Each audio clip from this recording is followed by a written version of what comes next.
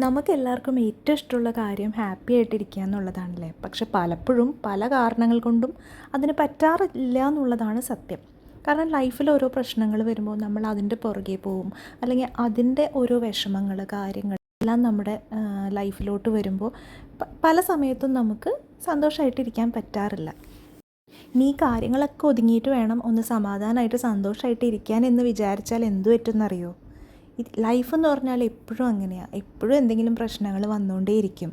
നമ്മൾ മരിക്കുമ്പോഴേ അല്ലെങ്കിൽ നമ്മുടെ ലൈഫ് തീരുമ്പോൾ മാത്രമേ ഈ പ്രശ്നങ്ങൾ തീരുള്ളൂ. അപ്പോൾ ഇതിൻ്റെ ഇടയിൽ നമ്മൾ സന്തോഷം കണ്ടെത്തുക എന്നുള്ളതാണ് ഏറ്റവും വലിയൊരു കാര്യം.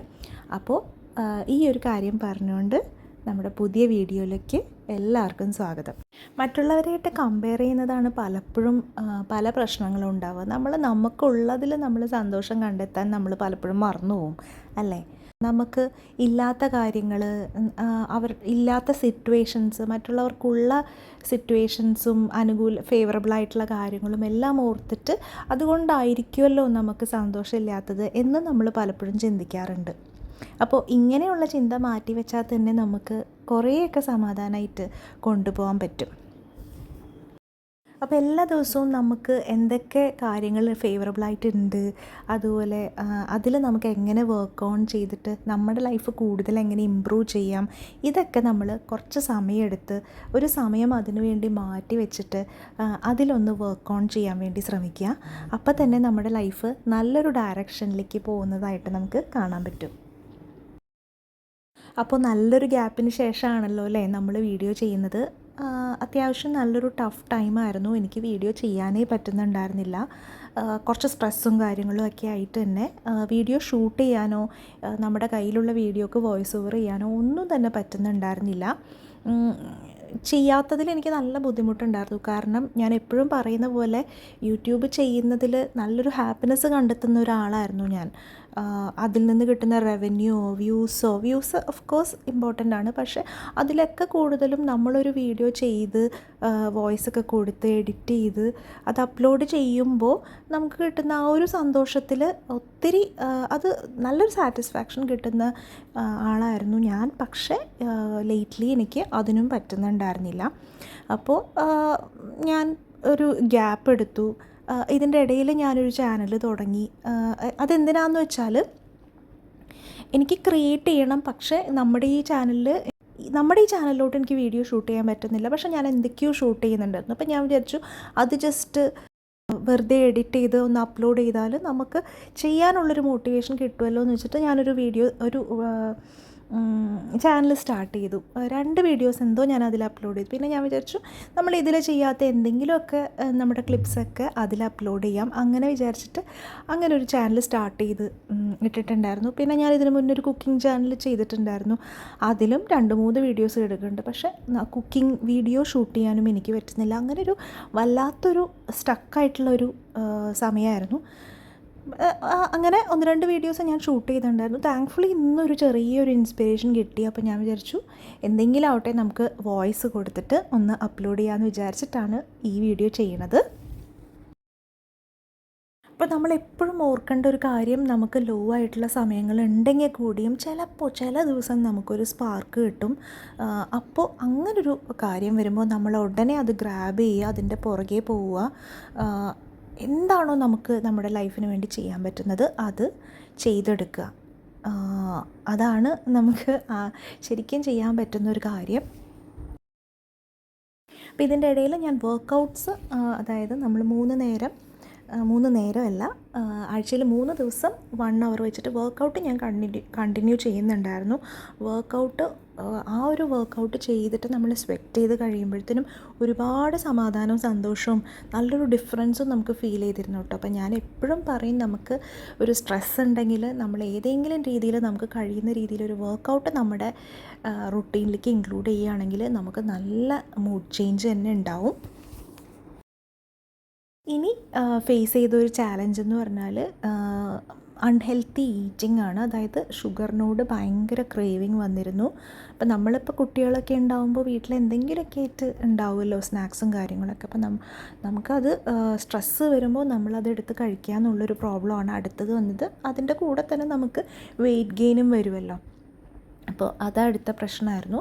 അതും ഇതുപോലെ എനിക്ക് ഫീൽ ചെയ്തൊരു കാര്യം, നമ്മൾ മോട്ടിവേറ്റഡ് ആണെന്നുണ്ടെങ്കിൽ നമുക്ക് ഇത് കൺട്രോൾ ചെയ്യാനുള്ളൊരു ടെൻഡൻസി ഉണ്ടാവും. അപ്പോൾ ഞാൻ വെയിറ്റ് കുറയ്ക്കാൻ വേണ്ടി ചെയ്തതെന്ന് വെച്ചാൽ ഉച്ചയ്ക്കും വൈകിട്ടും കാബ്സ്, ചോറ്, ചപ്പാത്തി അങ്ങനെയുള്ള ഐറ്റംസ് ഒഴിവാക്കുമായിരുന്നു കുറച്ച് നാൾ ചെയ്തത്. അത് അത്യാവശ്യം വർക്ക് ചെയ്ത് കുറച്ചൊരു വെയിറ്റ് ഒന്ന് കുറഞ്ഞിരുന്നു. പക്ഷേ വീണ്ടും എനിക്ക് ടെൻഷൻ വന്നു, പിന്നെയും ആ ഒരു അൺഹെൽത്തി ഈറ്റിങ്ങിലേക്ക് പോയി.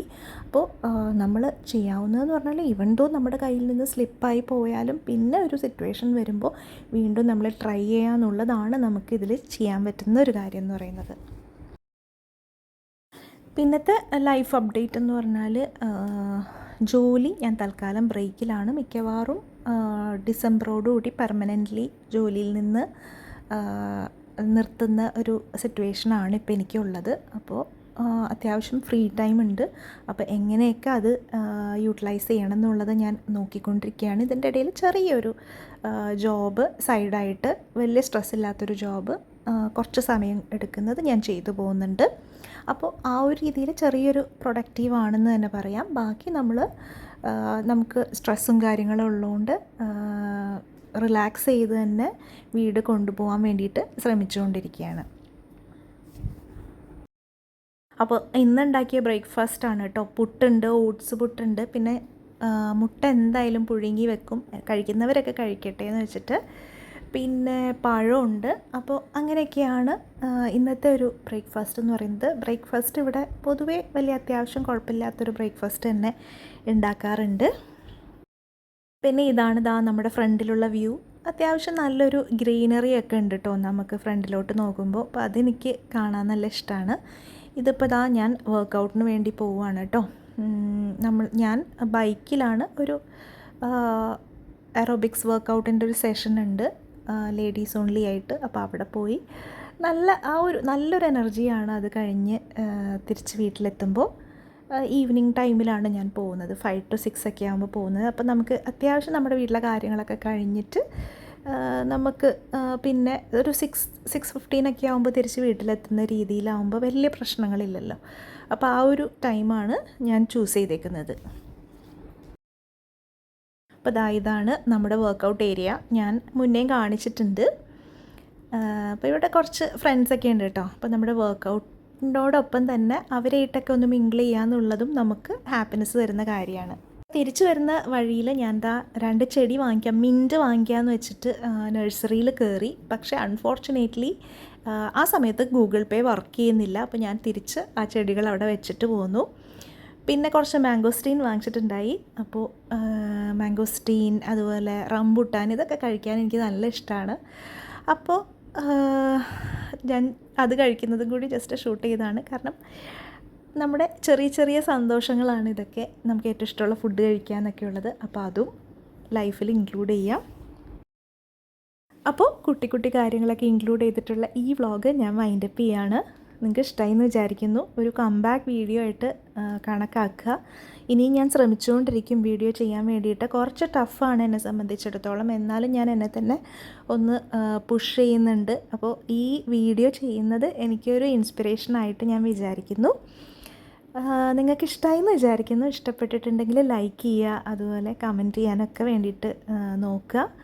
അപ്പോൾ നമുക്ക് പുതിയ വീഡിയോ ആയിട്ട് ഉടനെ കാണാൻ പറ്റുമെന്ന് വിചാരിക്കാം. പുതിയ നല്ല വീഡിയോ ആയിട്ട് നമുക്ക് ഉടനെ കാണാം. അതുവരേക്കും ബൈ.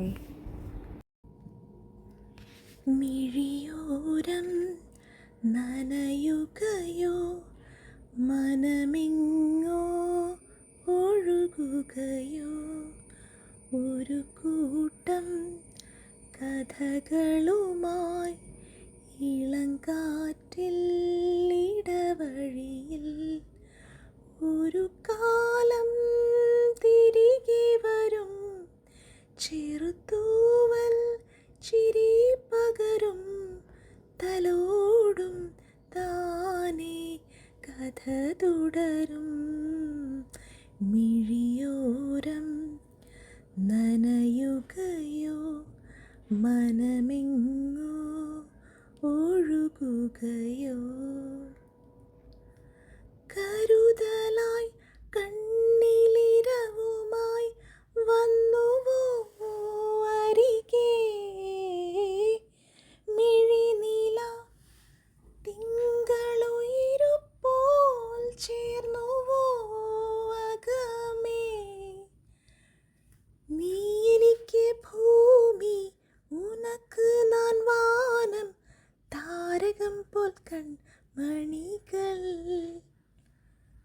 നാം നടന്ന കാലം അതിശയജാലം, പല വഴിയേറുകയേ